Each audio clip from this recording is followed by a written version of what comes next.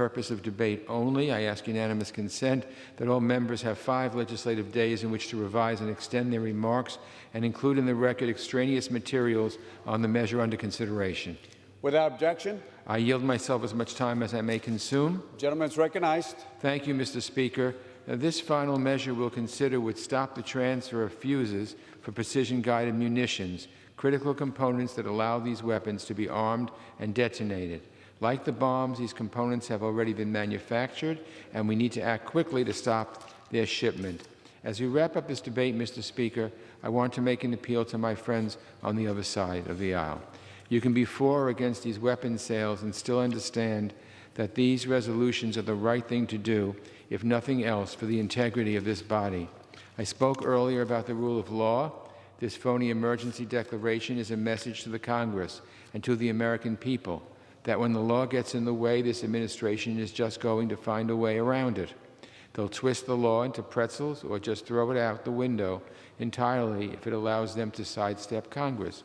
We cannot stand for that. This administration should have played by the rules, and we could have done that and probably still gotten these sales through. They could have sent up a notification and allowed Congress to have a debate, but instead they want to shut us out of this process. With these resolutions, we're taking some of that power back. We're saying that we won't allow the laws written in this body to be ignored.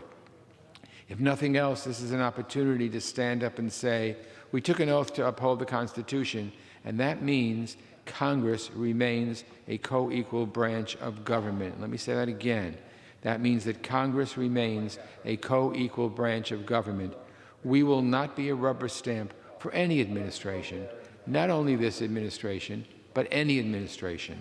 Congress has its duties. We will not be a rubber stamp.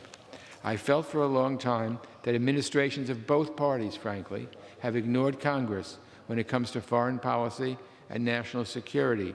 We shouldn't stand for it any longer.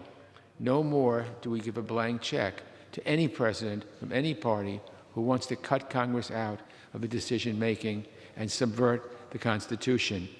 So we shouldn't agree to it, we shouldn't stand for it, and I reserve the balance of my time.